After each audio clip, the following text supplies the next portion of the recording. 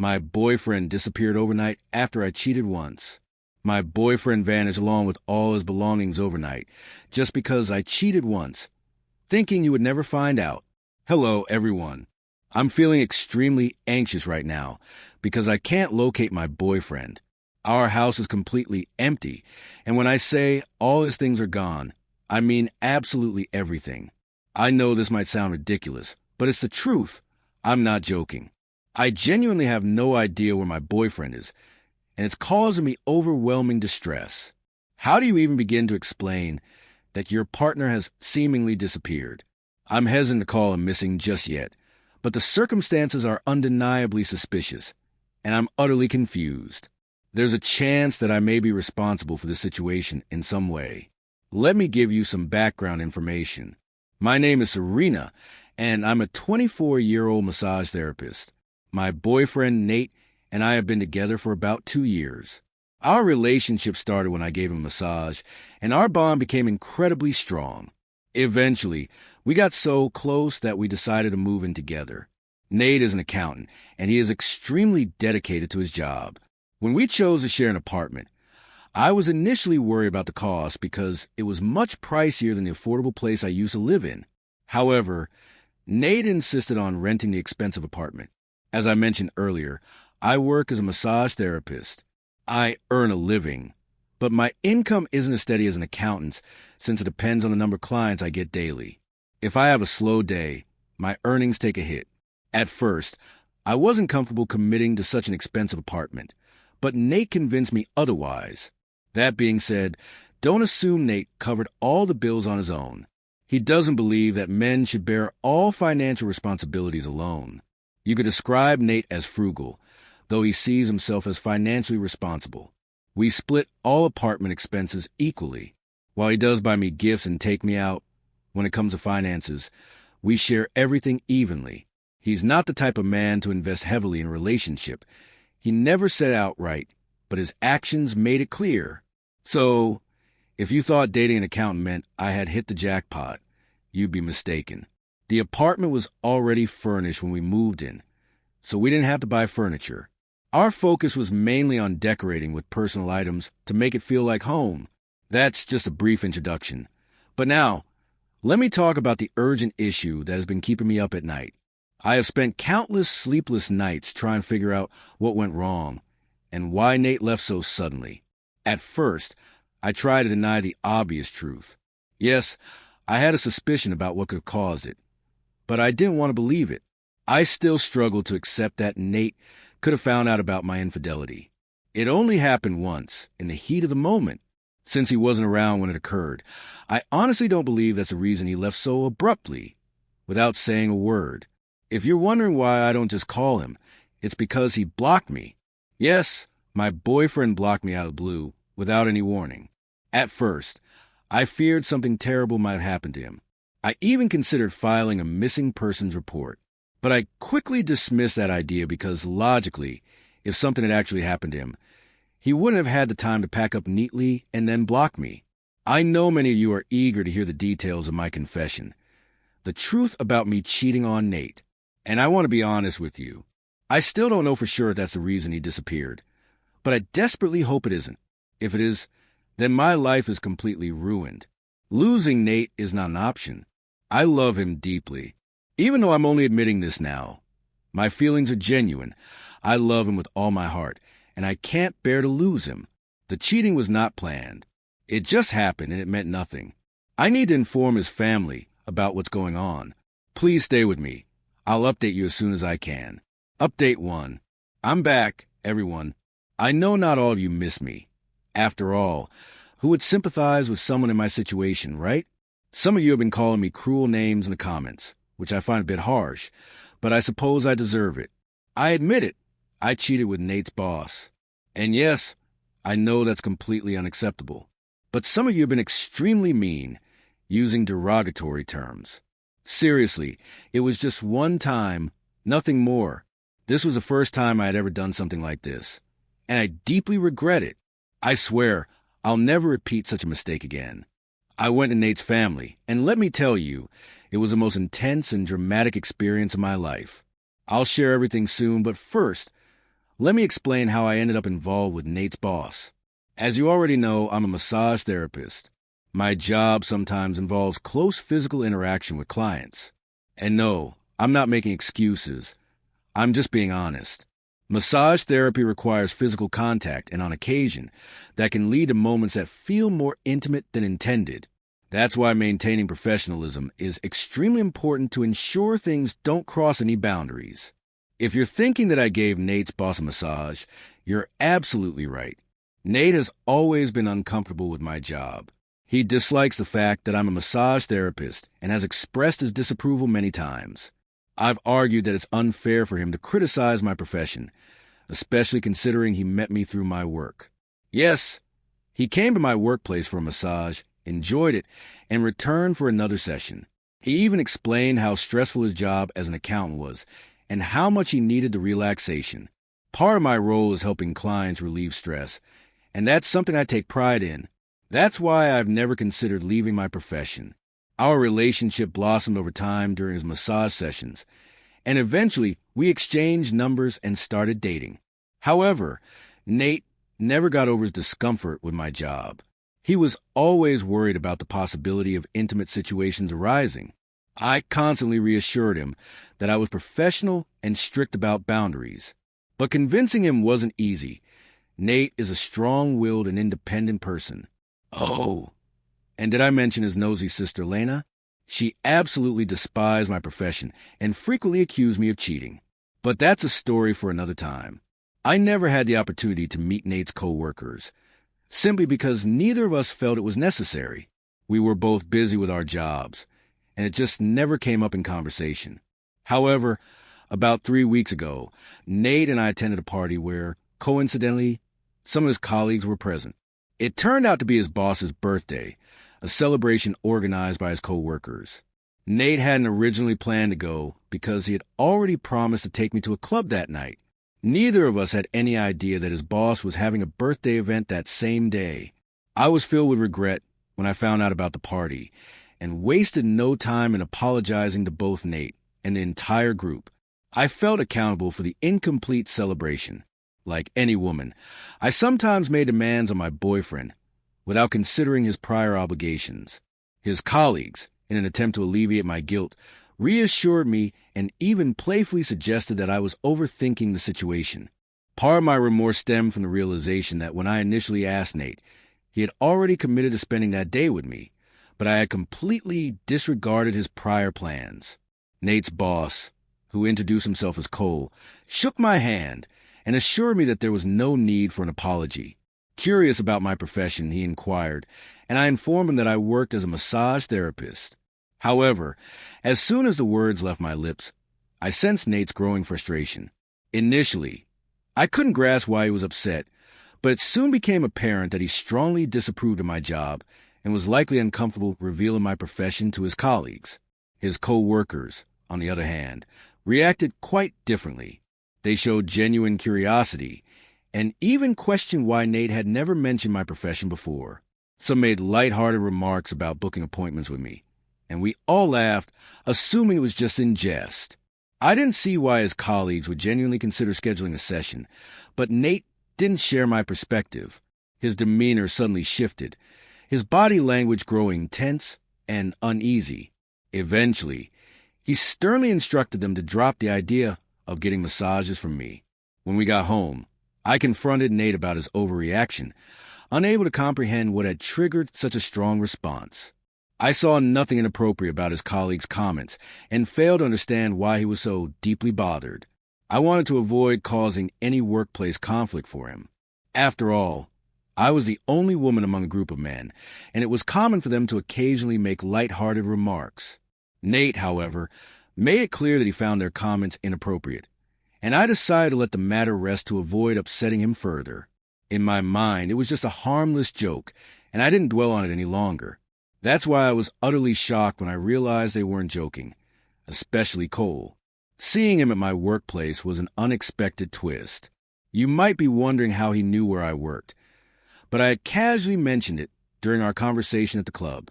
Before anyone labels me a pick-me girl, let me clarify. I was simply looking out for my interests and those of my workplace. We operated on a commission basis, and if a potential client inquired about my services, I naturally provided them with the necessary details. Besides, there were other massage therapists at my workplace who could attend to them, so I saw no harm in it. When Cole arrived, I approached him, genuinely curious about his sudden appearance. He explained that he had an exceptionally stressful day at work and wanted to unwind. Surprisingly, he had never experienced a professional massage before and thought it was the perfect time to try. He also wanted to support the establishment where I worked, which was why he had chosen to visit. Cole's presence created quite a stir at my workplace, drawing unexpected attention.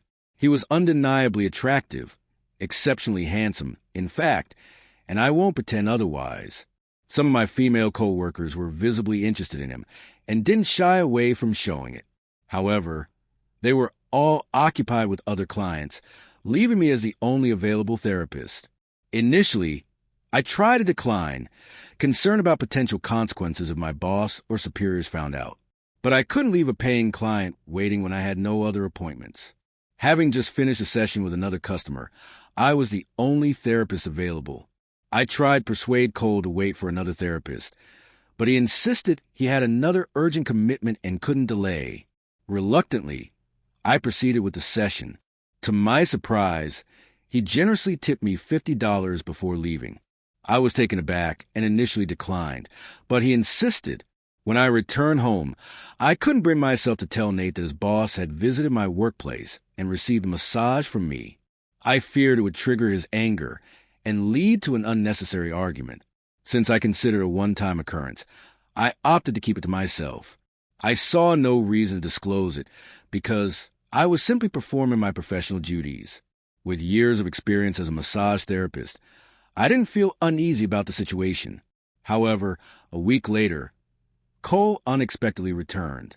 I was surprised, but I had to fulfill my professional obligations once again. This time, however, things took an unexpected turn. After the session, Cole invited me to his apartment. Yes, judge me however you want. Things escalated beyond my control, and I found myself doing something I never imagined. What started as a routine appointment spiraled into something I couldn't even bring myself to articulate. During professional sessions, taking things to a personal level was strictly forbidden, but Cole's invitation tempted me. I was already captivated by his appearance, and I let myself be influenced by the admiration my colleagues had for him. I made a terrible mistake. I betrayed Nate. The moment it was over, the reality of my actions hit me like ice-cold water.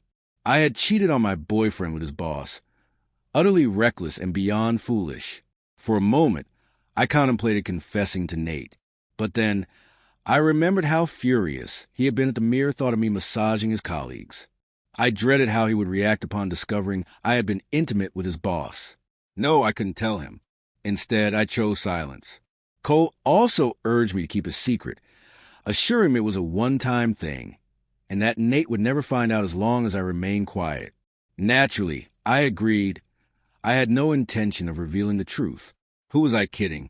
If I confessed, Nate would have ended our relationship immediately. I knew him well. He wasn't a hopeless romantic blinded by emotions. He was a rational and pragmatic man.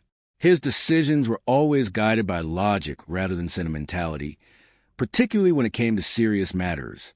When I returned home that day, I pretended as if nothing had happened. Despite my overwhelming guilt, I maintained my composure and acted normally. That's why it was so shocking when, just a week ago, I came home to find Nate gone. Something felt disturbingly off. I was so consumed by my guilt that I failed to notice how distant he had become. I only realized it while writing this now. That night, I came home and prepared dinner as usual. Nate typically arrived home much later due to his work schedule, but after waiting nearly 7 hours, he still hadn't shown up. I was bewildered and increasingly concerned. When I called him, I discovered he had blocked my number. Hoping to find a note in our bedroom, I instead found an eerily empty closet. His side of the wardrobe was completely vacant. I hadn't even noticed before, but now it was undeniable. I tried reaching him through different phone numbers, but I was blocked on both. That was it. He was gone. No explanation, no warning, just complete silence. For the first 5 days, before I decided to share my story on Reddit, I didn't even consider the possibility that his disappearance had anything to do with my infidelity. I never thought he could have found out. But after posting, I started wondering, what if he knew? My doubts were confirmed when I visited his family, hoping for answers. The moment I arrived, I was met with hostility. His sister, who had never liked me, took pleasure in my downfall. She already knew about my affair, without me even mentioning it. All I had said was that Nate had left, and she immediately confronted me. His family seemed prepared for my visit, as if they had anticipated it. His sister outright called me immoral, claiming she had always warned Nate against dating a massage therapist, predicting it would lead to regret. Even his mother refused to speak with me. That's when it hit me. Nate knew everything, and there was no undoing it. I can't help but ponder, where's my boyfriend? This lingering question continues to torment me in my second update. Update 2. I find myself devoid of a boyfriend. I've been cast aside, leaving me single. I suppose this outcome isn't shocking to many of you. It was inevitable, and deep down, I had always known. However, I chose to feign ignorance and refuse to acknowledge the harsh reality. If you're wondering what led to my downfall, the blame rests solely on me. I suspected that Nate had retreated to his former apartment. It seemed improbable that his family would have known about our situation without his involvement, implying that he hadn't ventured far and was likely still within the city. Determined, I made my way to his old place, and, just as fate would have it, I encountered him moments before he departed for work in the morning. Luckily, I was aware of his exact schedule. I had never contemplated visiting his workplace, as I wished to evade the embarrassment of facing his employer and colleagues, who were probably already privy to the situation. Nate's demeanor was icy. He exuded complete indifference and blatant hostility toward me. He refused to let me utter a single word, curtly announcing that our relationship was over. He made it clear that he wanted nothing to do with me, declaring that he could no longer be with someone who had betrayed him with his own superior. I desperately pleaded with him to reveal how he had discovered my infidelity.